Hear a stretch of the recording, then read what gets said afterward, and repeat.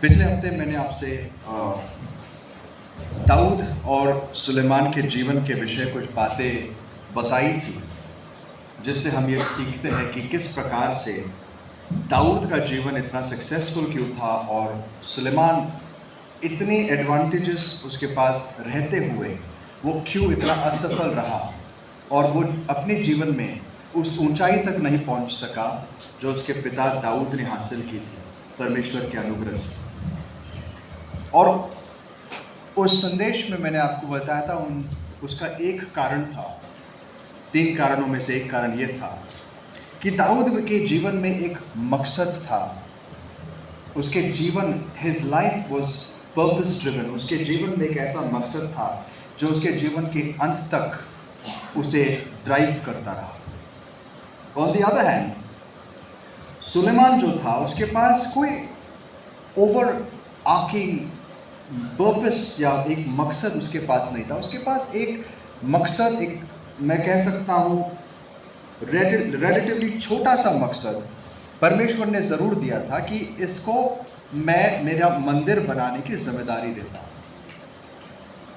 और उस मकसद को वो बहुत आगे लेके जा सकता था। मतलब वो सिर्फ शारीरिक दीवारें उस मंदिर की बनाने के बजाय वो इज़राइल के वर्शिप को, इज़राइल में परमेश्वर के वचन की स्थापना एक बहुत अद्भुत तरीके से कर सकता था, जो उसने नहीं किया। तो आज मेरी कोशिश ये है, मेरी प्रार्थना और उम्मीद ये है कि आज के संदेश के द्वारा मैं आपको और आपके साथ मुझको जीवन में एक मकसद पाकर उसके लिए जीने का प्रोत्साहन दे सकूं, आपको याद दिला सकूं कि आज हम यहाँ पर जो बैठे हैं वो बस एक ड्यूटी, एक कर्तव्य पूरा करने के लिए हम नहीं आए हैं। यहाँ पर हम किसी ना किसी पर्पस से बुलाए गए हैं। आपके जीवन का एक मकसद है, मेरे जीवन का एक मकसद है, और प्रार्थना करेंगे कि वो मकसद हमारे जीवन को आज से ड्राइव कर सके। मकसद होना एक बात होता है, जस्ट एज ए चेकलिस्ट एक बात अपने मन में रखना एक बात होता है, और उस मकसद के लिए जीना एक और बात होती है। हम सबके जीवन में एक पर्पस जब हमको ड्राइव करता है, हमेशा याद रखना आपको जीने की उम्मीद रहती है। अक्सर हम एग्जाम्पल देखते हैं एक जहाज का। एक जहाज जो पुराने ज़माने में चलते थे, उन जहाज़ों में मोटराइज्ड क्या कहते हैं उसे, इंजन्स नहीं होते थे, राइट। उस समय जहाज कैसे चलते थे? हवा से। पतवार कहते हैं उसको, पर्दे को, हाँ, पतवार लगाते थे और उनको देखना पड़ता था कि हवा किस दिशा में, और अकॉर्डिंगली उस पतवार को एडजस्ट करके हवा को यूज़ करना पड़ता था और किसी तरीके से वो नेविगेट कर पाते थे और अपनी डेस्टिनेशन तक पहुंचते थे। लेकिन कभी इमेजिन किया है कि ऐसी जहाज जिसका कोई पतवारी नहीं, एक ऐसी जहाज जिसमें हम बैठ तो गए लेकिन बाद में मालूम पड़ा यार इसका कोई पतवारी नहीं, तो अब ये जहाज कहाँ जाएगी? हाँ, जहाँ लेके जाएगी जाते हैं। हाँ, मतलब कितनी इट्स अ डिस्पेयरिंग सिचुएशन कि आप एक जहाज में बैठे हो और वो जहाज कहाँ जाएगी आपको पता नहीं। You are not in control, ना ही कोई कैप्टन है आपके पास, और कैप्टन होगा तो भी उसका कोई फायदा नहीं, वो बैठ के क्या करेगा। ऐसे ही कई लोगों के जहाज आज है तो बैठ तो गए, आ तो गए इस दुनिया में, लेकिन पता नहीं कहाँ जा रहे हैं, पता नहीं क्यों जा रहे हैं, पता नहीं जहाज कहाँ निकल गई। बैठे थे एक सोच के कुछ कि कहाँ जाएंगे, लेकिन जाते जाते कहीं और पहुँच जाएंगे। और उम्मीद करता हम ऐसी जहाज में आज नहीं बैठे हैं। Praise the Lord. उम्मीद करते ऐसी जहाज में कोई ना बैठे, हमारी जहाज का एक डेस्टिनेशन हो, वहाँ पहुँचने के लिए एक तरीका हो, और प्रार्थना करता हूँ कि वो तरीका, वो डेस्टिनेशन आज समझ जाए। हमारे व्यक्तित्व जीवन के मकसद को समझने के पहले एक बात तो साफ है, हम सबके लिए एक कॉमन मकसद ज़रूर प्रभु ने रखा है। वो मकसद क्या है? बिल्कुल, ये बात हमारे अंदर ड्रिल होनी चाहिए। ये बात हम सबको समझ में आनी चाहिए कि अगर कुछ बाकी कुछ समझ में आए या ना आए, एक विश्वासी, आपका और मेरा जो मकसद है जीवन का, प्राथमिक मकसद क्या होना चाहिए कि हम दिन प्रतिदिन यीशु मसीह के जैसे बने। आइए अपने आप को याद दिलाते हैं इस बात। रोमन्स चैप्टर 8 वर्स 29 को पढ़ के रोम करास उसका 8वां अध्याय और उसका 29 वचन पढ़ के परमेश्वर का ये मकसद अपने जीवन के लिए हम याद दिलाए। रोमन्स 8:29। हाँ, जिन्हें उसने पहले से जान लिया है उन्हें पहले से ठहराया भी है कि उसके पुत्र के स्वरूप में हो, ताकि वह बहुत भाइयों में पहलौठा ठहरे। जिनको उसने जाना है उनको उसने ठहराया है। किस काम के लिए? किस काम के लिए? कि वो अपने पुत्र के स्वरूप में हमें बनाए। वो हमें क्यों ठहराता है, क्यों बुलाता है? बिना मकसद के नहीं, उसका मकसद साफ है। वो हम में से हर एक को अपने पुत्र प्रभु यीशु मसीह के रूप में देखना चाहता है। इन कैरेक्टर, हमारे चरित्र के भाव में, हमारे बिहेवियर में, हमारे स्वभाव में हम कैसे बने? प्रभु यीशु मसीह जैसे बने। उसने कलीसिया भी इसके लिए बनाई, कलीसिया में सेवक इसके लिए रखे, ताकि एफिस करास 4:13 के अनुसार वो कहता है, एफिशियंस 4:13 में उसने कलीसिया में अलग सेवकाइयां रखी है। और उन सेवकाइयों का मकसद क्या है? पढ़िए भाई, जब तक कि 11 से पढ़िए तो आपको वो मेरा कॉन्टेक्स्ट भी समझ में आएगा। और उसने कितनों को भविष्यवक्ता नियुक्त करके और कितनों को सुसमाचार सुनाने वाले नियुक्त करके और कितनों को रखवाले और उपदेशक नियुक्त करके दे दिया, जिससे पवित्र लोग सिद्ध हो जाए और सेवा का काम किया जाए और मसीह की देह उन्नति पाए, जब तक कि हम सब के सब विश्वास और परमेश्वर के पुत्र की पहचान में एक न हो जाए और एक सिद्ध मनुष्य न बन जाए और मसीह के पूरे डील डौल तक न पहुंच जाए। परमेश्वर ने कलीसिया को भी इसलिए बनाया और कलीसिया में अलग अलग सेवकाइयां इसलिए रखी, ताकि इन सेवकाइयों के द्वारा, चाहे वो प्रॉफिट्स हो, इवेंजलिस्ट हो, पास्टर्स, टीचर्स, अपोस्टल्स, ये सारी सेवकाइयां जो है ये क्या कर सके? ये मिलकर मसीह की देह को उन्नति लाए, मसीह की देह में उन्नति लाए। और उन्नति कैसे दिखती है? जब मसीह का देह एक होने लगता है, दे कम टुगेदर इन यूनिटी। और दूसरा उसका चिन्ह क्या है? वो देखते देखते मसीह के डील डॉल में, डील डॉल मतलब उसके ढांचे में ढल जाए। जैसे मसीह दिखाई देता है वैसे बिल्कुल कलीसिया कलेक्टिवली और उसमें रहने वाले लोग इंडिविजुअली दिखाई दें। तो आपके चर्च आने का मकसद क्या है? हाँ? आप लोगों का मकसद क्या है? कभी सोचा इसके बारे में? चर्च आने के पीछे आपका मकसद क्या है? कि प्रभु कुछ आशीष देगा मुझे, राइट? मेरा भला होगा, यह है आपका मकसद? नहीं। प्रभु का मकसद क्या है? कि हम यहाँ आते हैं ताकि दिन प्रतिदिन जितनी बार हम मिलते हैं, हमारी कोशिश है हर एक सेवकाई द्वारा कि हम यीशु मसीह के डील डॉल में ढलते जाएं। सो अपने आप को बार बार याद दिलाना, the purpose of your life is to become like Jesus. आज सुबह मैंने गवाही शेयर की थी, वर्थ रिपीटिंग। जिन्होंने सुना है उसके लिए फिर से एक रिमाइंडर। एक पास्टर था रोमेनिया में जिसका नाम था रिचर्ड वर्मब्रैंड। बहुत अच्छी गवाही है उसकी, बहुत ही पावरफुल टेस्टिमनी है। वो वहाँ सेवकाई करता था जहाँ पर रोमेनिया में उस समय कम्युनिस्ट गवर्नमेंट थी। और उस गवर्नमेंट में, उस राज्य में ऑब्वियसली रिलीजन पर एक बैन था, कोई धार्मिक प्रार्थना काम कुछ नहीं कर सकते थे। इस परिस्थिति में एक पास्टर था, अंडरग्राउंड काम करता था, बहुत लोगों को उसने वचन सुनाया, कई लोगों का उद्धार हुआ। बहुत ही एकदम सिंसियर व्यक्ति था। ऑब्वियसली ऐसे जगह में जो सेवकाई करते हैं वो सिर्फ सिंसियर लोग ही कर सकते हैं, जो सच में परमेश्वर के चुने हुए ट्राइड एंड टेस्टेड सेवक ही कर सकते, बाकी लोग नहीं टिक सकते। तो बहुत परसिक्यूशन था। और ऐसे परिस्थिति में वो सेवकाई करते करते एक दिन पकड़ा गया। और जब वो पकड़ा गया, उसको जेल हुई, सज़ा हुई, 13 साल तक वो जेल में था। और वो अपने बायोग्राफी या उसकी गवाही में लिखता है, जो बाद में एक बायोग्राफी बन गई। वो लिखता है कि 13 साल मुझे अकेले रखा गया, सॉलिटरी कन्फाइनमेंट, मतलब अकेले में, कोई तुम्हारे साथ रहता नहीं। वो बहुत खतरनाक सज़ा होती है। जेल में भी अगर आपके पास 4-5 लोग हो ना तो समय कट जाता है, बातचीत हो सकती है। लेकिन जो सॉलिटरी कन्फाइनमेंट होता है, अलग से कैदियों को रखता है, वो सबसे बड़े कैदी गुनाहगारों को रखते हैं। और वो बहुत ही खतरनाक होता है। इंसान 1 हफ्ता, 2 हफ्ते, 1 महीने से ज़्यादा टिक नहीं पाता, पागल हो जाते हैं। ये बंदा 13 साल बाहर रहा, और वो अपनी गवाही में लिखता है, मैं इसीलिए ये सब झेल पाया और मेरे ऊपर कोई इसका प्रभाव क्यों नहीं पड़ा। मैं हमेशा शांति और आनंद से भरा इसलिए रहता था क्योंकि मैंने बाइबल के कई सारे अध्याय बाय हार्ट लर्न किए हुए थे। I had memorised them. जब मैं सेवकाई करता था, हमारे पास बाइबल की कमियां होती थी, तो हमें ये सारी बातें याद रखनी पड़ती थी, और यही मेरी ताकत बन गया। इतने साल तक वो जब रोज प्रार्थना करता था, ये सारे वचन फिर से अपने आप को याद दिलाता था, वो मेमोराइज करता था, कोट करता था।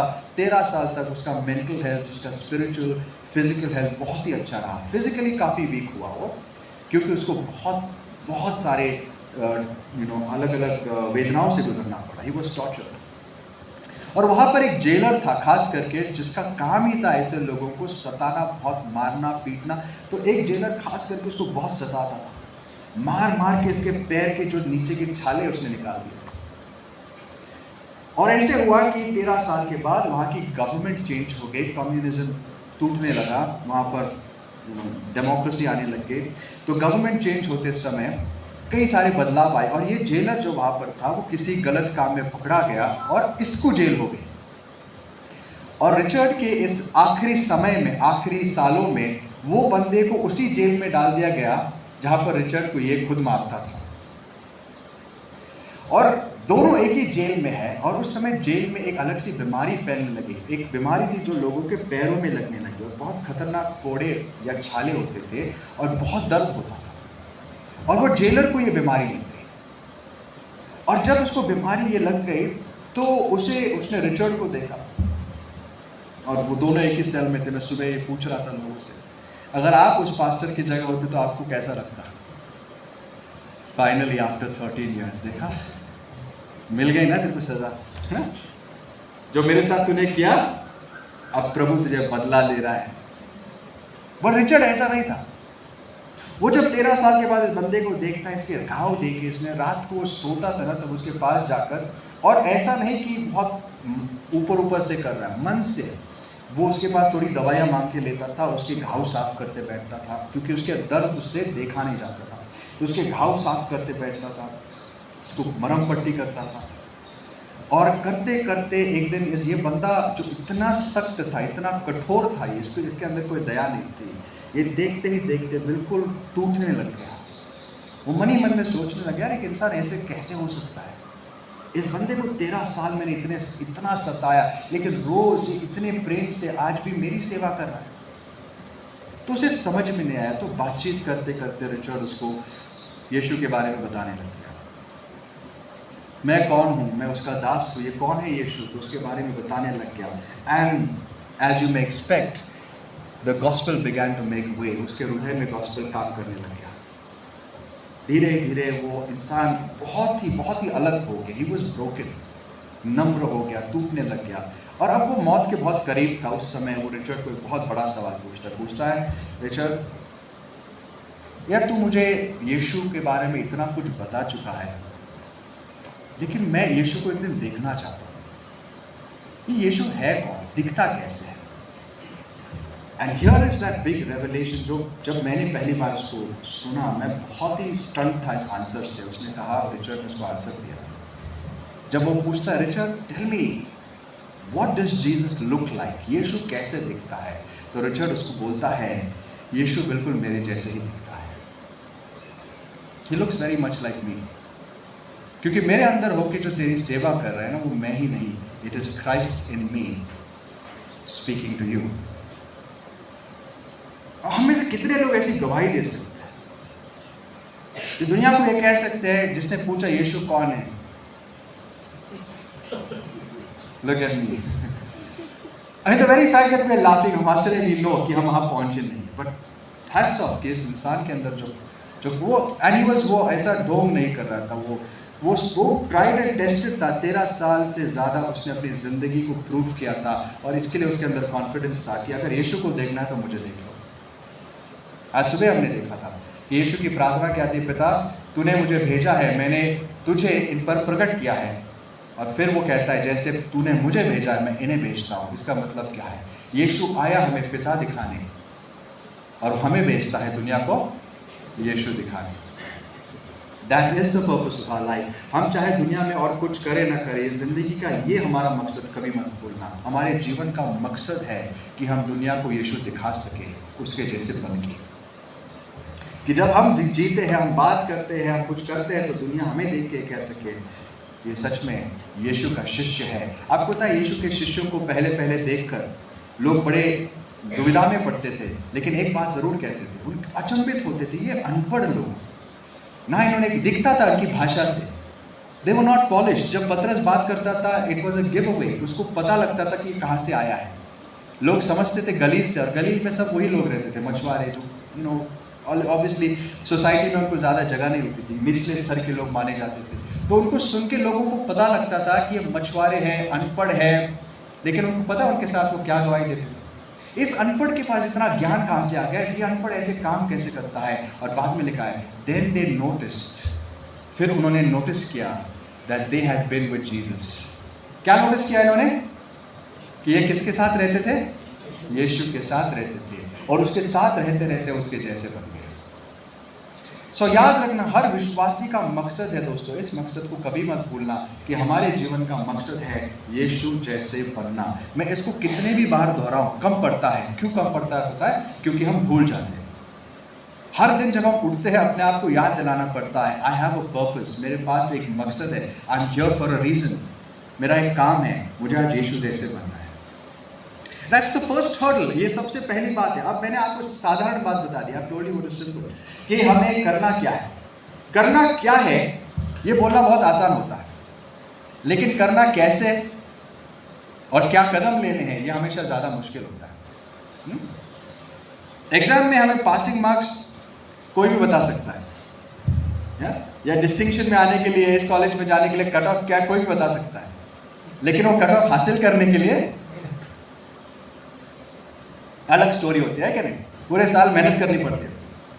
सो आज मैं आपको एक ब्रेक डाउन देना चाहूँगा मेरे छोटे से अनुभव और मेरे जो मनन से, कि वचन हमें क्या बताता है, एक्सपीरियंस से मैंने क्या सीखा है, कि अगर हमें परमेश्वर के मकसद को पूरा करना है तो हम अपनी ओर से क्या कर सकते हैं। एक बात तो निश्चित है कि हमें बैठे बैठे कुछ नहीं मिलेगा, चाहे हमारा उद्धार अनुग्रह से क्यों ना हो। We are saved by grace, definitely, no doubt about it, कि हमने अपने उद्धार के लिए कुछ नहीं किया, लेकिन इसका मतलब ये नहीं कि हमारा परिवर्तन बिना कुछ किए हो जाएगा। ये कभी मत सोचना कि आप एक दिन बैठे बैठे ट्रांसफॉर्म हो जाओगे। एक दिन आपके जीवन में ऐसा बदलाव आएगा कि आज रात आप बहुत ही जो आपके बैटल्स है, आपके पाप है, इतने स्ट्रगल्स है, उसको ओवरकम करके अगले दिन आप संत पॉल बन जाओगे। ऐसा नहीं होता है। Let me make that clear. जो भी ये गवाही देता ना कि मैं ऐसा था, एक दिन में चेंज हो गया, हाँ, उसका कन्वर्जन हो सकता है, उसका मन बदलता है, ये एक क्षण में हो सकता है, लेकिन ज़िंदगी बदलने के लिए ज़िंदगी लगती है, दिन ज़िंदगी बीत जाती है अगर हमें पूरी तरीके से बदलना है तो। So let's be practical. वचन हमें क्या बताता है? तो आज मैं आपको हमारे गोल्स कैसे अचीव कर सकते हैं, हम इसके विषय कुछ बताना चाहूँगा। सो द फर्स्ट थिंग, पहली चीज़, remind yourself of your goals. अपने आप को रोज़ याद दिलाओ, या घर में या अपने दोस्त बनाओ जो आपको याद दिला सके, भाई आपका मकसद क्या है, बहन आप किस लिए इस दुनिया में आए हो। अपने परिवार में इसकी चर्चा हमेशा करना कि हम इस दुनिया के नहीं हैं। पतरस कहता, मैं सेकंड लेटर में कहता, मैं तुम्हें याद दिलाने के लिखता हूँ। क्या याद दिला रहा हूँ? कि हम यात्री हैं। हम क्या है? यात्री। एक दूसरे को याद दिलाओ, हम कौन है? यात्री। We are pilgrims. अपने आप को याद दिलाओ और इस गोल को अपने सामने रखो। हमें बाइबल कहती है 2 कोरिन्थियंस चैप्टर 3 वर्स 18 में, 2 कोरिन्थियर 3 और 18 में, ये एक विश्वासी के जीवन की डेली कहानी होनी चाहिए। पढ़िए। परंतु जब हम सबके उघाड़े चेहरे से प्रभु का प्रताप इस प्रकार प्रकट होता है, जिस प्रकार दर्पण में, तो प्रभु के द्वारा जो आत्मा है, हम उसी तेजस्वी रूप में अंश अंश करके बदलते जाते हैं। सो सारांश में, जब हम पवित्र आत्मा के साथ चलना सीखते हैं, हमारे जीवन में ऑन अ डेली बेसिस एक ट्रांसफॉर्मेशन होता है। जो ग्रीक वर्ड इसके लिए है वो मेटामॉर्फोसिस। मेटामॉर्फोसिस वही इंग्लिश शब्द है जिसको हम साइंस में आज यूज़ करते हैं, खास कर एक स्पेशल ट्रांसफॉर्मेशन के लिए। पता है कौन से? कैटरपिलर को जब वो चेंज होता है कैटरपिलर से क्या बनते हुए, बटरफ्लाई बनते हुए, तितली बन जाती है। बहुत ही एक बदसूरत कीड़े से एक सुंदर उड़ने वाला, जीवन देने वाला प्राणी। वो उसका जो ग्रीक शब्द है इस प्रोसेस का, मेटामॉर्फोसिस, वो वही शब्द यहाँ पर लिखा, अंश अंश करके बदलना। वी आर मेटामॉर्फोसाइजिंग, अगर हम इंग्लिश में इसको ट्रांसलेट करें, we are changing from glory to glory, अंश अंश करके हम बदल रहे हैं। लेकिन ये अंश अंश करके बदलना होता कैसे है? तो आज मैं आपको उसकी सेकेंड स्टेप बताऊंगा, is we need to have a strategy for it. हमें क्या, हमारी तरफ से हमें क्या करना है, एक प्लान भी बनाना है। और ये दिखाने के लिए मैं आपको एक ओल्ड टेस्टामेंट स्टोरी के पास लेकर जाना चाहूँगा और स्टोरी को आपके लिए पढ़ के सुनाना चाहूँगा। ओल्ड टेस्टामेंट में हमारे लिए बहुत सारी स्टोरीज, बहुत सारी कहानियाँ लिखी गई है, और वो ऐसे ही नहीं लिखी गई हमारे मनोरंजन के लिए। पॉल क्या कहता है, ओल्ड टेस्टामेंट की कई सारी चीज़ें हमारे लिए क्यों दी गई है, हमारे सीख के लिए, हमें सिखाने के लिए। तो ऑल्दो वो ओल्ड कवेनेंट है, पुराने नियम की कहानियां हैं, उनमें से बहुत चीज़ें हम सीखते हैं। और आज मैं आपको आत्मिक युद्ध के विषय कुछ चीज़ें सिखाऊंगा, क्योंकि at the end of the day हमारा ट्रांसफॉर्मेशन भी एक युद्ध है। आप मानते हो इस बात को? पॉल क्या कहता है, हम किस में हैं, हम एक युद्ध में हैं, we are fighting an enemy. आपका परिवर्तन इतनी आसानी से नहीं होगा, आपको लड़ना पड़ेगा इसके लिए, आपको लड़ना पड़ेगा, क्योंकि इसको रोकने के लिए, आपको रोकने के लिए बहुत सारी ताकत है आज, जो नहीं चाहती आप बदले। यीशु मसीह ने कहा, यूहन्ना बपतिस्मा देने वाले तक स्वर्ग के राज्य के खिलाफ बहुत सारा अत्याचार हो रहा है, लेकिन जो लड़ सकते हैं, जिनके अंदर वो ईर्ष्या है, वही इस राज्य को ले लेंगे। The violent shall take it by force. जो लड़ने की ताकत रखते हैं वही इसमें घुस सकते हैं। तो मुझे बताएं, आप कौन बनना चाहते हैं, बैठ के आशीषें पाने वाले या लड़ने वाले योद्धा बनना चाहते हैं? आज परमेश्वर किसको बुलाता है, लड़ने वालों को। हमारा युद्ध मांस और लहू के खिलाफ नहीं है, उससे भी खतरनाक ताकतों के खिलाफ। ऐसी ताकतें जो आपको मृत देखना चाहती है, they want to see you dead, जो आपको कभी फलवंत और खुश देखना नहीं चाहती। और इसलिए हमें ये युद्ध लड़ना सीखना होगा। और आज मैं एक बहुत सुंदर उदाहरण आपके सामने रखना चाहूँगा। कितनी सुंदर बातें वचनों में है, ये आप खुद ही देख लेना। ये कहानी है हेzekiah राजा की। ओके, ये कहानी 3 जगहों में लिखी गई है। जो भी कहानी ऐसी 2 या 3 बार रिपीट होती है, दैट मीन्स बहुत इंपॉर्टेंट और स्पेशल होती है।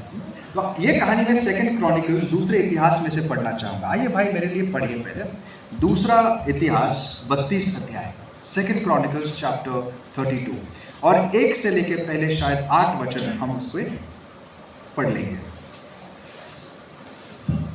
इन बातों और ऐसे प्रबंध के बाद अशूर का राजा सनेरिब ने आकर यहूदा में प्रवेश कर और गढ़वाले नगरों के विरुद्ध डेरे डालकर उनको अपने लाभ के लिए लेना चाहा।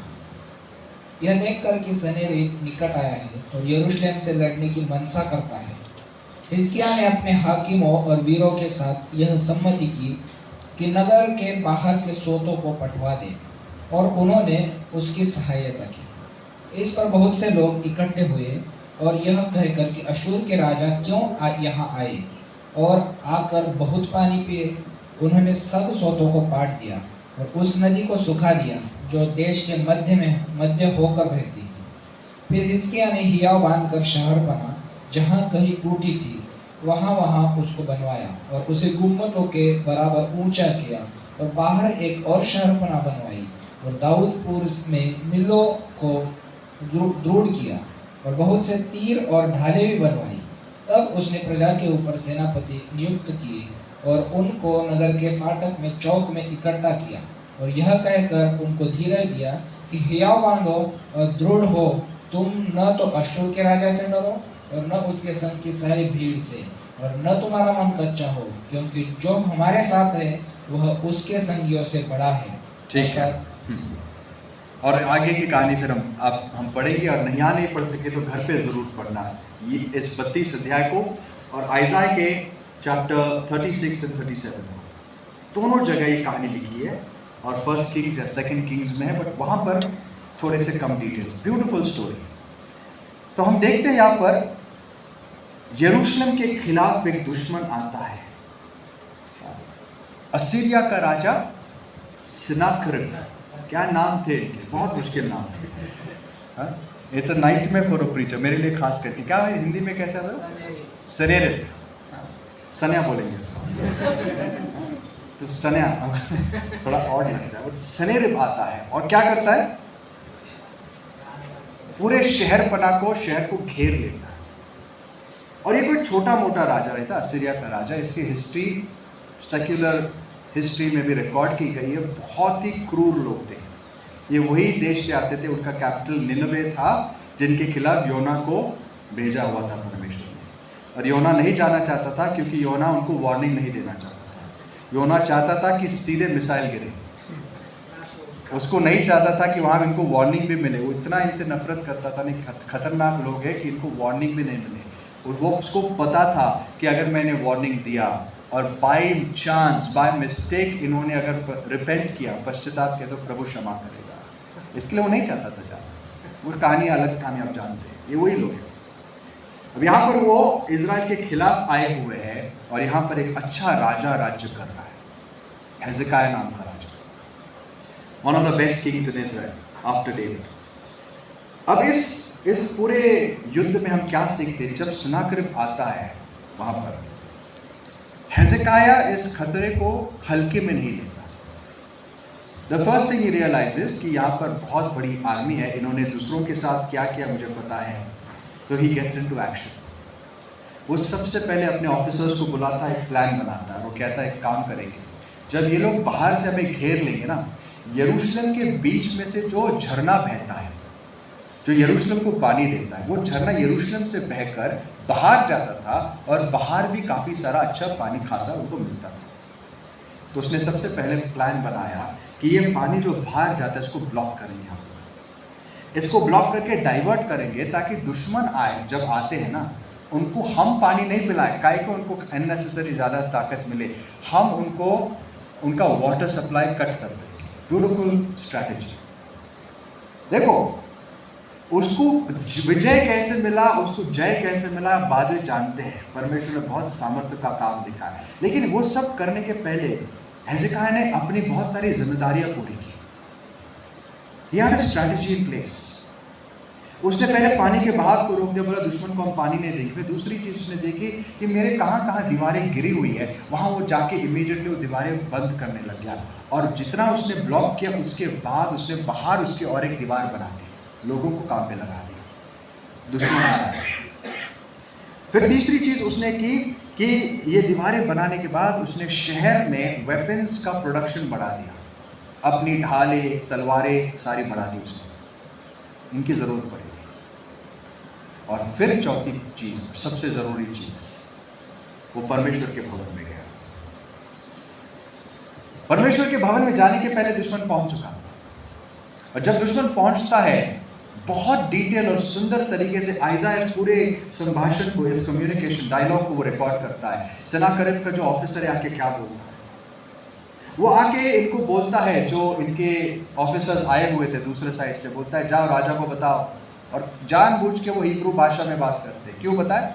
क्योंकि सिर्फ ऑफिसर्स को नहीं, पूरी बाहर रुके हुए लोगों को, सैनिकों को भी ये संदेश जाना चाहिए। तुम किस पे भरोसा कर रहे हो? तुम क्या मिस्र पे भरोसा कर रहे हो? क्योंकि उनको सुनाई दिया था कि मिस्र के लोग शायद इनको हेल्प करने आएंगे। तुम मिस्र के लोगों पर भरोसा करते हो, फ़ारो पर? तुम्हें पता है फ़ारो कैसा है? फ़ारो के ऊपर जो हाथ रखता है, वो ऐसी दीवार है जिसके ऊपर जो हाथ रखता है उसका हाथ ही छिद जाता है। उसके ऊपर कोई भरोसा नहीं कर सकता। तुम किस पे भरोसा करो? अपने परमेश्वर पर। उसी परमेश्वर के जिसके हाई प्लेसेस हेzekiah ने तोड़ दिए, जिनके ऊंचे स्थान हेzekiah ने तोड़ दिए। क्या तुम लोग नहीं जानते कि असीरिया के राजा ने अलग अलग देशों के साथ क्या किया और उनके परमेश्वर, उनके ईश्वर कहाँ थे? कोई भी ईश्वर अपने राज्य को बचा नहीं सका। तुम्हें क्या लगता है तुम्हारा यहोवा तुम्हें बचाए? और बहुत लंबी सारी चीज़ें, बहुत सारी चीज़ें वो बोलता है। मतलब जब वो सुनते हैं, बाइबल कहती है सबको डर लग गया। लेकिन हेzekiah ने ऑर्डर्स दिए थे कि इसको तुम सुन के आओ, लिख के आओ, लेकिन कुछ बोलो मत। तो सारे शांत रहते, वापस आते। हेzekiah वो लेटर लेता है जो लिखा हुआ था और अपने दोस्त आइज़ाया को जाके मिलता है, उसको संदेश भेजता है, प्रार्थना कर। और वो आइज़ाया को प्रार्थना करने लगाता है और उसके बाद खुद मंदिर में जाता है, उस पूरे लेटर को खोल कर परमेश्वर के सामने रखता है, अपने घुटनों पर जाके रोने लगता है, प्रभु मैंने मेरे तरफ से जो करना था कर लिया, अब ये दुश्मन इतना बड़ा है, इसको डिफीट करने की ताकत मेरे पास नहीं, इसके खिलाफ हम कुछ नहीं कर सकते प्रभु, हमारे हाथ में अब कुछ नहीं है, इसके आगे का सब कुछ हम आपके हाथ में सौंपते हैं। आप इनके थ्रेट्स को सुन रहे हो, देख आपने सुना है ये क्या क्या कहते हैं, और सच बात है, जो कह रहे हो झूठ नहीं बोल रहे, इन्होंने ऐसा किया है लोगों के साथ, तो प्रभु हमारा भरोसा सिर्फ अब आप पर है। उसकी प्रार्थना भी बड़ी सुंदर है, आइज़ाया 37 में रिकॉर्ड की गई है। और जब वो प्रार्थना करता है, आइज़ाया के थ्रू प्रभु उसको संदेश भेजता है, जाके ऐसे कहा, प्रभु का लंबा चौड़ा रिस्पॉन्स आता, आप खुद पढ़ सकते हैं। कह दे इज़राइल से, कह दे जेरूशलेम से, तेरी कन्याएं आज रास्तों में नाचेगी, तुम्हें तलवार उठानी नहीं पड़ेगी, एक तीर तुम्हारे खिलाफ नहीं उठेगा। मैंने इस राजा की सारी व्यर्थ वाहियात बातें सुनी है, मैं इसके साथ क्या करूँगा तू देख ले। It's a beautiful response. Hezekiah को हिम्मत आती है, वो अपने ऑफिसर्स को तैयार करता है, कहता है कोई बात नहीं, आप जाएंगे, हम लड़ेंगे। और जब सब तैयार होते हैं लड़ने के लिए, उनको एक तलवार उठानी नहीं पड़ती है, क्योंकि उसी रात क्या होता है पता है, उसी रात इनकी 1,85,000 जो सेना थी, 1,85,000, उस सेना के लिए मारने के लिए प्रभु कितने सोल्जर्स भेजता है, किसी को पता है? एक, 1 एंजल उस पूरी आर्मी को खत्म करने के लिए एक दूत भेजता है। वो उसका पास मतलब प्रभु के लिए कितना आसान था ये, just nothing is too difficult for the Lord. प्रभु के लिए क्या मुश्किल हो सकती है, वो एक दूत को भेजता है, एक एंजल एक रात में 1,85,000 सैनिकों को ऐसे खत्म करता है, जैसे उसने चींटियां मार दी। अगली सुबह जब हेzekiah बाहर जाता है और उसके सैनिक बाहर जाके देखते तो लाशें पड़ी हुई है। एक रात में प्रभु ने उनको बचाया, और उसके कई सालों तक ये जो असीरियन लोग हैं वापस नहीं आते। बहुत ही पावरफुल स्टोरी है, अद्भुत टेस्टिमनी है परमेश्वर के सामर्थ्य की। लेकिन जितनी पावरफुल ये स्टोरी है परमेश्वर के सामर्थ्य की, उतनी हमारे लिए बहुत ही वाइज और प्रैक्टिकल टीचिंग है हमारे जिंदगी की हेzekiah राजा के कार्यों के द्वारा। So let's break this down. आज सुनते हैं और सोचते हैं हम हेzekiah को किस तरीके से इमिटेट कर सकते हैं। आज दोस्तों हमारा भी एक दुश्मन है जिसको हमें भी सीरियसली लेना है। स्टेप नंबर 1, सबसे पहले अपने दुश्मन को सीरियसली लो। हमारा दुश्मन कौन है? हाँ, लेकिन उसका सबसे बड़ा ऑफिसर कौन है जो संदेश, हाँ क्या है? शैतान है, राइट। लेकिन उसका सबसे बड़ा जो हथियार है वो है पाप, right. Sin is our greatest enemy, right. शैतान इसको इस्तेमाल करता है सबको तबाह करने के लिए। So sin is what we fight against. सबसे जो पहली चीज जिसके खिलाफ हम लड़ते हुए पाप, हमारे खुद के अंदर के पाप। और इसीलिए सबसे पहले इस दुश्मन को सीरियसली लेना सीखो। Take it seriously. आपको पता है कई लोग हारते कहां पर है? आपको पता है AD 70 में इजराइल क्यों तबाह हुआ, जेरूशलेम क्यों तबाह हुआ? ऑफ कोर्स यीशु मसीह ने प्रेडिक्ट किया था, न्याय आ चुका था, all that is true. But इनका नंबर 1 रीजन था कि अंदर जो शहर में बैठे हुए लोग थे ना, उनको कभी लगा ही नहीं था कि दुश्मन अंदर आ सकता है। कभी लगा ही नहीं तो कुछ नहीं होगा। उनको लगा था वी आर सेफ, बिकॉज एक सेफ्टी थी उनके पास। उनको लगा हमारे पास 10 साल तक का खाने का प्रयोजन है, हमारी दीवारें इतनी बड़ी है कि कोई कुछ नहीं कर सकता। They had a false sense of security. आज कितने ही लोगों को ये फॉल्स सेंस ऑफ सिक्योरिटी है, एक झूठा आश्वासन है कि मुझे कुछ नहीं होगा। कई लोग आज पाप में जीते हैं, लेकिन उनको जरा सी भी चिंता नहीं होती है कि मुझे कुछ होगा या मैं गलत जगह पहुंचूंगा या मेरे ऊपर परमेश्वर का क्रोध आ सकता है। I may be on the wrong side of the judgement. किसी को लगता नहीं, बहुत सारे लोगों को नहीं लगता ऐसे, क्योंकि कहीं ना कहीं उनके मन में ये बात बैठ चुकी है कि सिन इज नॉट सीरियस। पाप क्या है?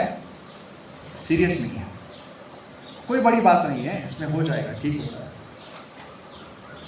हेzekiah ने असीरिया के राजा को देख के मजाक में नहीं लिया। उसने उसके थ्रेट्स को हवा में नहीं उड़ाया। उसने नहीं कहा कि देख लेते इसको क्या करेगा, कुछ नहीं करेगा, ऐसा नहीं कहा उसने। He was genuinely afraid. आपको पता है एक लेवल का भय अच्छा होता है। भय पूरी तरीके से बुरा नहीं है। भय से पैरालाइज हो जाना, हाँ? जिसको फोबिया कहते हैं, एक भय ऐसा होता है जो आपको बिल्कुल, क्या कहते हैं उसको, पैरालाइज को, हाँ, लकवा मार देना, मतलब आप कुछ नहीं कर सकते हो। उस प्रकार का भय अच्छा नहीं होता, लेकिन एक हेल्दी भय भी होता है, जैसे हेल्दी फियर। जैसे एक बेटे को या बच्चे को अपने माँ बाप का एक भय होना चाहिए, है कि नहीं? एक हेल्दी फियर होना चाहिए। जैसे हमें परमेश्वर का भी एक भय होना चाहिए। कितने लोग ट्रेन से नहीं डरते, पटरियों पर खड़े रहेंगे, मैं नहीं डरता, हाँ? करके देखो क्या होगा। नहीं डरने से मतलब कुछ नहीं होगा ना। बेवकूफ़ आदमी अगर वो कहता होगा कुछ नहीं होता, चलो खड़ा रहेंगे, होना चाहिए कि नहीं होना चाहिए? हम बच्चों को, ये बच्चों के अंदर भय डालना चाहिए कि नहीं डालना चाहिए? भाई तू बाहर जाता है ना, जरा सड़क पे संभाल, लेफ्ट राइट देख, पिक्चर दिखाओ कि एक्सीडेंट के बाद क्या होता है। डर आना चाहिए थोड़ा सा, है कि नहीं? आपने देखा हर सिगरेट के पैकेट पर होता है ना कैंसर वाला फोटो, किसके लिए? इस उम्मीद में कि पीने वाला डर जाए, कि इसको देख के मुझे ना हो जाए। नहीं, कोई डरता नहीं, अलग बात है, नहीं क्या, उसको देख देख के और ज़्यादा सिगरेट पीते रहो। लेकिन डर होना चाहिए लोगों के अंदर। बच्चों को हम संभालते हैं, अनजान लोगों से बात मत कर, आज दुनिया में क्या क्या हो रहा है, ये भय डालना ज़रूरी है। वैसे विश्वासियों के अंदर भी भय होना ज़रूरी है। किस प्रति? पाप के प्रति। We have to take it seriously. So उसने सीरियसली लिया और he got into action, वो काम करने लग गया है। उसके पास एक प्लान था। सबसे पहले उसने क्या किया पता है? उसने दुश्मन को वो चीज़ें देनी बंद कर दी, दुश्मन का वो सप्लाई बंद कर दिया जो दुश्मन को ज़्यादा ताकत देती है। उसने क्या सोचा, दुश्मन जब आएंगे उनको पानी की ज़रूरत होगी और हमें उनको पानी दे रहे तो और ज़्यादा ताकतवर हो जाएंगे। तो उसने क्या किया? उसने सबसे पहले वाटर सप्लाई बंद किया। सो हम इसको कैसे इम्प्लीमेंट कर सकते हैं? हम अपने जीवन में इसको इम्प्लीमेंट कैसे कर सकते हैं? आपको एग्जांपल्स देता हूँ। लेट्स से हम में से कोई, या दुनिया में कोई भी विश्वासी सेक्सुअल सिन से लड़ रहा है, यौन पाप, अशुद्ध विचार, या ऐसी चीज़ें जो हर व्यक्ति को आज पीड़ित करते हैं, जवान हो, बुजुर्ग हो। अब हम जानते हैं सबसे पहले इन चीज़ों को हमारे जीवन में आइडेंटिफाई करना ज़रूरी है। आज अगर हो सके तो अपने एक पर्सनल डायरी बना लेना, और जो आपके गोल्स है ना, उस गोल्स का एक लिस्ट बनाना कि मैं अपने आप को एक समय के बाद देखना चाहता हूँ कि मेरे अंदर ये जो ह्यूज वीकनेसेस, मेरे ये वीकनेसेस, मेरे अलग हो गए, आपके अलग हो गए, इन वीकनेसेस को लिस्ट करो। आपके दुश्मन कौन है, इसको आइडेंटिफाई करो। इसको आइडेंटिफाई करके लिखो कि इन पर मुझे जय पाना है। जिस दुश्मन को आप पहचानते नहीं उसको हराओगे कैसे? मेरे अंदर का दुश्मन कौन है, मेरा सबसे बड़ा दुश्मन कौन है, मेरी वीकनेस क्या है, मैं कहाँ हमेशा मार खाता हूँ, इसका लिस्ट बनाओ। और एग्जाम्पल दे रहा, let's say sexual sin is somebody's weakness. तो इस इंसान ने क्या करना चाहिए? इसने ये अपना वाटर सप्लाई कैसे कट कर सकता है? एक जवान मानो स्ट्रगल कर रहा है, उसके लिए टेम्पटेशंस बहुत स्ट्रांग है। तो एक काम करो, ऑलवेज मेक श्योर कि आप ज़्यादा समय अकेले अपने फ़ोन के साथ नहीं बिताते हो, या अकेले कहीं ऐसी जगह में नहीं जाते जहां आपको पता है यहाँ पर दुश्मन मेरे ऊपर हावी होगा। That is cutting of the water supply. आप जानते हो यहाँ पर मैं वल्नरेबल हूँ, यहाँ पर मुझे धोखा है। मैं जानता हूँ कि यहाँ पर अगर मैं ज़्यादा समय अकेला रहूँगा तो शैतान इसका फ़ायदा उठाएगा। तो सबसे पहले उस वाटर सप्लाई को काट दो जो उसको ताकत देता है। आप मेरी बात समझ रहे हो? मैं इस चीज़ को बहुत प्रैक्टिकल लेवल पे आपको रखने की कोशिश कर रहा हूँ। अगर आप स्ट्रगल करते हो ऐसी किसी चीज़ से, तो उन लोगों को आइडेंटिफाई करो जिनके साथ रहकर आप ज़्यादा टेम्प्ट होते हो, उनसे दूर रहो, ताकि आप वहां पर उस अग्नि के साथ खेलते ना बैठो। तो होगा क्या? एटलीस्ट आपकी ओर से आपकी जो जिम्मेदारियां है आप पूरा कोशिश कर रहे हो। एक कहावत है जो बाइबल में नहीं लेकिन बहुत सच है, God helps them who help themselves. अगर तुम अपनी खुद की कोशिश नहीं करोगे, अपनी मदद करने के लिए आप कुछ नहीं करोगे, तो परमेश्वर आपकी मदद क्यों करेगा? आपको इच्छा नहीं। तुम इस पर जय पाने के लिए क्या कर रहे हो? तुमने कुछ किया है अपने साइड से? दुश्मन को पानी देने से कभी रोकने की कोशिश की है? या दुश्मन को भर भर के एम्यूनेशन दे रहे हो, आ बहन मुझे मार, हाँ? मैं अपने आपको खतरे में डालूंगा और फिर कहूंगा प्रभु मुझे बचा ले? नहीं है? मूर्ख ही होते हैं जो बिल्कुल पहाड़ के किनारे पे जाके देखते, चलो देखते क्या होगा। बुद्धिमान क्या करता है? किनारा देख के जितनी दूर हो सके रह लेगा, है क्या नहीं? बुद्धिमानी इसमें नहीं है कि यह सोचने में मैं कितना नजदीक जाके खेल सकता हूं। बुद्धिमान व्यक्ति है यार खतरा है, इससे मैं कितना दूर रह सकता हूं। सो अपने आप को उन जगहों में डालो ही मत जहां पर आपको लगता है शैतान और पाप आप पर हावी होगा। मानो किसी के अंदर गुस्सा एक प्रॉब्लम है, वो ट्रिगर फैक्टर्स आइडेंटिफाई करो जहां पर आप ट्रिगर हो जाते हैं। वो चीजें जहां पर आपको पता है ये चीज मुझे ट्रिगर करती है, और उसका लिस्ट बना, ये चीज मुझे ट्रिगर करती है। और जैसे वो चीज आपको नजर आती है, चाहे वो कोई इंसान हो, चाहे उसके साथ कोई एक पर्टिकुलर टाइप का कॉन्वर्सेशन शुरू हो जाता है। आपको पता है कुछ लोग बातचीत शुरू करते हैं अच्छे से, फिर बातचीत थोड़ा सा अनबन में बदल जाती है, एक थोड़ा सा लाउड कॉन्वर्सेशन होता है, और वो लाउड कॉन्वर्सेशन फिर एक फुल फ्लेज बॉक्सिंग मैच बन जाता है। जब वॉल्यूम इंक्रीज होने लग जाए आपको पता लगना चाहिए यहाँ पर पानी ज़्यादा हो रहा है क्या नहीं? तो क्या करो? पानी में पत्थर डालो, ब्लॉक करो। वहीं पर आपको समझ में आना चाहिए ट्रिगर फैक्टर है, वहां से निकल जाओ, अपने आप को खतरे से बाहर रखो। बैठ के प्रार्थना मत करो प्रभु मैं अभी लड़ने जा रहा हूं, मेरे जबान को बंद कर, हाँ? मैं कुछ भी कर सकता हूं प्रभु, तू मुझे बचा ले। प्रभु नहीं बचाएगा। बेवकूफों के साथ प्रभु नहीं रहता, प्रभु नहीं चाहता। ये जो कॉन्सेप्ट है, मैंने कई लोगों को देखा है, प्रभु की मर्जी होगी तो होगा, प्रभु एक दिन मेरी आदत बदल देगा। नहीं करता है प्रभु ऐसे। प्रभु ने हमें भी कुछ दिया है कि नहीं, अक्ल दी है कि नहीं? वो कहता तू पहले तेरा काम कर, वो काम बाद में कितना सफल होगा नहीं होगा डजंट मैटर, लेकिन आज तेरा काम तो कर, तू तो तेरी कोशिश कर। कितने लोग मेरी बात समझ रहे हैं? अगर आप लेजीनेस के शिकार हो, आज सुबह हम लेजीनेस की बात कर रहे थे घर में, लेजीनेस क्या होता है आपको पता है? लेजीनेस एक पाप होता है। लेजीनेस मतलब आलसीपन। आलसी व्यक्ति क्या कहता है? प्रोवर्ब्स 23 में हमने, आलसी व्यक्ति कहता है मैं बाहर नहीं, काम के लिए नहीं जाऊंगा, बाहर रास्ते में कौन है? सिंह खड़ा हुआ है। क्या एक्सक्यूज है उसका? मैं नहीं करूंगा, बाहर सिंह खड़ा है।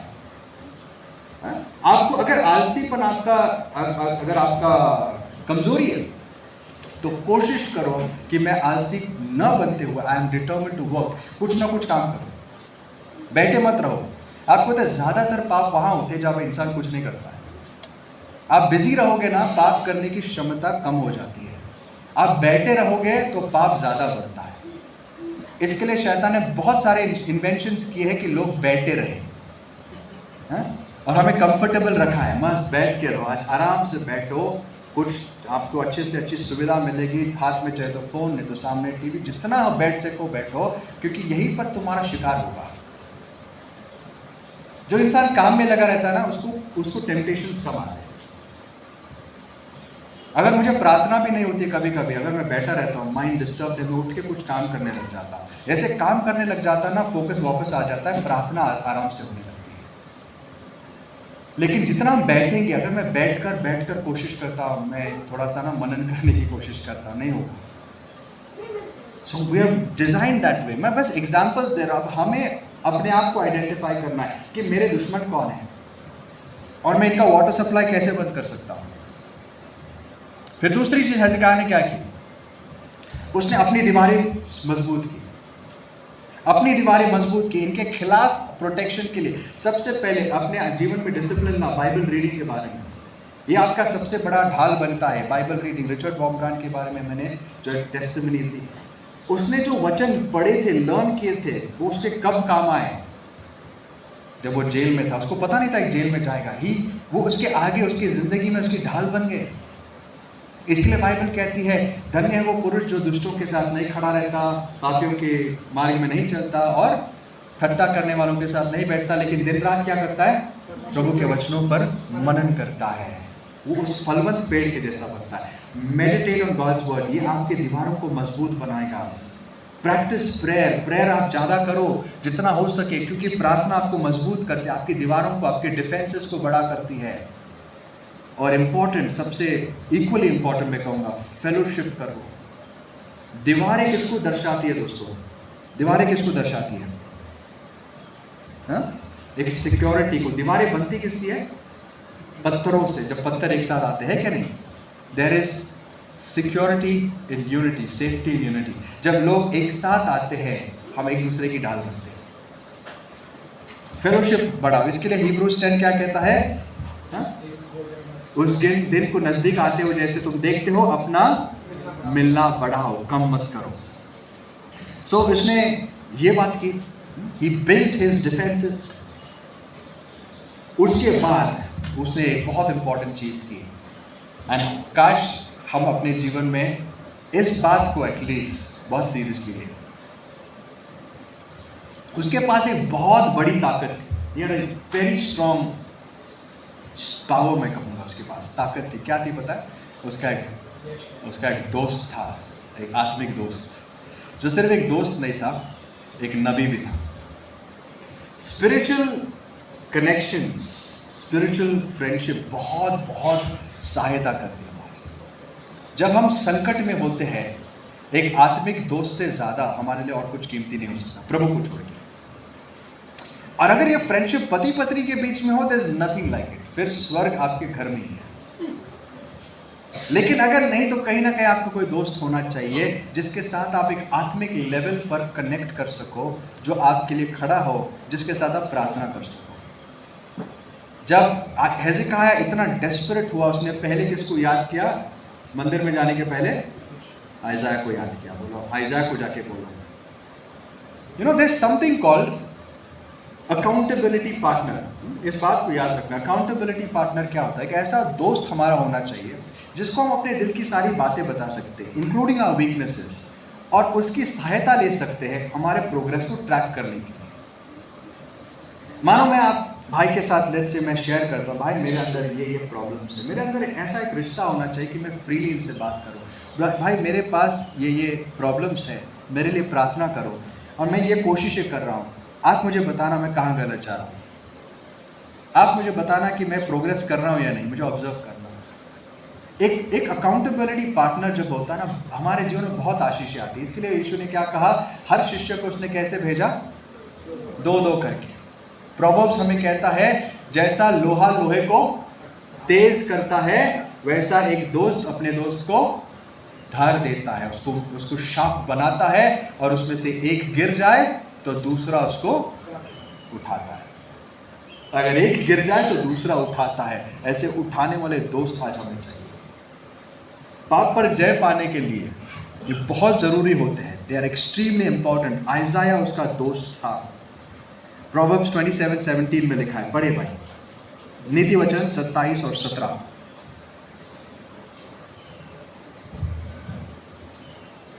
प्रोवर्ब्स जैसा 27। लोहा लोहे को चमका देता है, वैसे ही मनुष्य का मुख अपने मित्र की संगति से चमकदार हो जाता है। हाँ, वैसे मनुष्य का मुख क्या होता है? मनुष्य का दोस्त मित्र क्या करता है? उसके मुख को चमकाता है। आपके अंदर एक ताजगी वो ला सकता है। जब आप डिप्रेशन में होते हो, आप निराश होते हो, अगर आपका दोस्त आपके साथ है, जो आपकी बातें समझता है, जो आपकी सहायता करता है, आपके लिए प्रार्थना कर सकता है, वो आपको चमका सकता है, और आप उसके लिए वो कर सकते हो। आज आपको बताए, I would say in experience, church में कई सारी चीज़ें मिसिंग हैं इन जनरल, और सबसे अधिक ये चीज़ मिसिंग है। चर्च में हमारे पास बहुत सारे एक्वेंटेंसेस हैं, जान पहचान के लोग होते हैं। मैं सिर्फ यहाँ की बात नहीं कर रहा हूँ, इन जनरल जहाँ पर भी मैं गया हूँ, चर्च में सब लोगों की सबसे बड़ी चिंता ये होती है कि मेरी इमेज ठीक होनी चाहिए, कि चर्च वाले मेरे बारे में अच्छा सोचने चाहिए। और इस चक्कर में हम एक नंबर के सबसे उत्तम हिपोक्रेट्स बन जाते हैं। Because our concern is to do what? कि आपको मेरे वीकनेसेस पता नहीं होने चाहिए। लेकिन चर्च वो जगह नहीं जहाँ पर आप अपनी भलाई को डिस्प्ले करने आते हो। चर्च वो जगह है जहाँ पर आप अपनी बीमारी का इलाज करने आते हो। आई बात समझ में? हम सब बीमार हैं, और हम सबको परमेश्वर के अनुग्रह की ज़रूरत है, दवाई की ज़रूरत है, और ये दवाई वो हमें एक दूसरे के द्वारा देता है। तो यहाँ पर वो लोग उद्धार नहीं पाते, उनका भला नहीं होता जो अब एक नकाब पहन के आते हैं दिखाने के लिए कि सब कुछ ठीक है। यहाँ उनका भला होता है जो आते और कहते हैं प्रभु मैं तो बिल्कुल नालायक हूँ, मेरे अंदर कोई भली बात नहीं, मुझ पर दया कर, हाय मुझ पर, मैं अशुद्ध होठों वाला मनुष्य हूँ, उसका उद्धार होता है। जो टैक्स कलेक्टर ये कहता है प्रभु, वो अपना सर भी नहीं उठाता, प्रभु मुझ पे दया कर, मैं पापी हूँ, वो उद्धार पा के घर चला जाता है। और जो धार्मिक फरूशी था, जो ये कहता था प्रभु मैं धन्यवाद देता हूँ कि मैं इसके जैसा नहीं हूँ, उसके जैसा नहीं हूँ, मैं समय समय पर मेरा दान देता हूँ, समय समय पर ये करता हूँ, वो अपनी सारी उपलब्धियाँ गिना रहा था, बट वहाँ से जाता है as a rejected castaway, परमेश्वर का त्यागा हुआ। तो याद रखना, आज बाइबल हमें क्या कहती है? बाइबल का सामर्थ्य है दोस्तों ट्रांसपेरेंसी, कलीसिया का सामर्थ्य है ट्रांसपेरेंसी, खुलेपन में, और किसमें? यूनिटी में। कलीसिया में चंगाइयाँ तब आती है जब हम जेम्स 5 को समझते हैं। जेम्स 5 क्या कहता है? अगर तुम्हारे बीच कोई बीमार है तो क्या करें? कलीसिया के बुजुर्गों को बुलाए और तेल लगाकर प्रार्थना करें। विश्वास की प्रार्थना बीमार को चंगा करेगी, लेकिन उसके साथ ही उसी ब्रेथ में एक सेंटेंस है, उसके लिए क्या करो? एक दूसरे को अपने पाप कबूल करो और तब एक दूसरे के लिए प्रार्थना करो और तुम्हारी चंगाई तुरंत आएगी, तुम्हारी निराशाएं दूर होंगी, तुम्हारी समस्याएं प्रॉब्लम्स दूर होंगी। इंतज़ार मत करो कि कोई प्रॉफिट आएगा, कोई बड़ा आदमी आएगा, एक दिन तुम्हारे ऊपर हाथ रखेगा और होगा, ऐसा कुछ नहीं होता है चर्च में। वो जगह है, एक उसकी एक जगह होती है, परमेश्वर जब चाहे जहाँ चाहे कर सकता है और करता है। लेकिन कलीसिया के लिए पैटर्न, रूटीन पैटर्न क्या है? एक दूसरे से अपने पाप कबूल करो। अगर सबके साथ ना हो, ऑफकोर्स सब चर्च में जो होते मेजोरिटी लेवल सबकी सेम नहीं होती, लेकिन can we find one person, एक या दो हमारे बीच एक परिवार में, क्या हम इस चीज़ को ट्राई कर सकते हैं कि नहीं आज से हम इसके लिए विशेष सीरियस हो जाए? Let's try to be more constructive.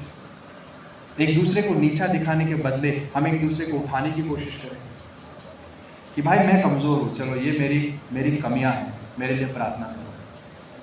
बहन मैं यहाँ गिरती हूँ, या जो लाइक ऐसे पति पत्नी के बीच हो तो इसके जैसा कोई और हो ही नहीं सकता। It's the best thing you can do. और फाइनली इस मैक्रो गोल के साथ कि मेरे जीवन का ये मकसद है, हमारे लिए रोज डेली गोल सेट करो। उठते ही आज प्रार्थना करो प्रभु मुझे अनुग्रह दे एंड मुझे दिखा आज क्या करो, एंड अपने लिए गोल सेट करो। आज मैं पूरा दिन गुस्सा नहीं करना चाहता, लॉर्ड हेल्प मी।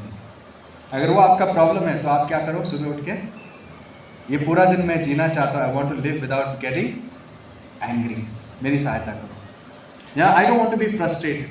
मैं सुबह उठता हूँ और प्रभु से प्रार्थना करता हूँ, प्रभु आज मेरा मकसद है पूरा दिन प्लीज़ मैं फ्रस्ट्रेटेड ना हो जाऊँ।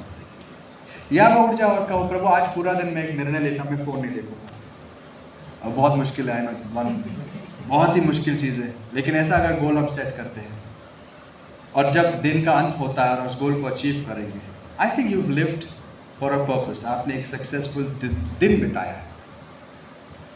या आपकी और कोई वीकनेस होगी, आपकी कोई और वीकनेस होगी जो आप कहते हो प्रभु आज मुझे ये नहीं करना है, और मानो आपने कर भी लिया, आप गिर भी गए, तो आप उठ के कहते हो प्रभु मुझे क्षमा कर। एटलीस्ट आप कॉन्शियस, एटलीस्ट आप ऑन ट्रैक है कि मुझे क्या करना है। जिसके पास विजन होता है, जिसके पास मकसद होता है, वो ज़िंदगी में अक्सर सक्सेसफुल होते हैं। बिना पतवार की जहाज कहीं नहीं पहुंचती, डूब जाती है। लेकिन जिसके पास मकसद होता है, परमेश्वर उसकी सहायता करता है। उम्मीद करता हूँ आपको ये बात समझी है, इसको इम्प्लीमेंट करने की कोशिश करें। हेzekiah के जैसे उसने अपना सब कुछ करने के बाद आखिर में उसने एक काम किया जो हम सबको करना है। प्रभु के सामने आऊँगा, प्रभु मैंने मेरी ओर से कोशिश की और करता रहूँगा, लेकिन मेरी सहायता से, मेरे सामर्थ्य से कुछ नहीं होगा। मैं जानता हूँ प्रभु विजय सिर्फ आपसे आता है।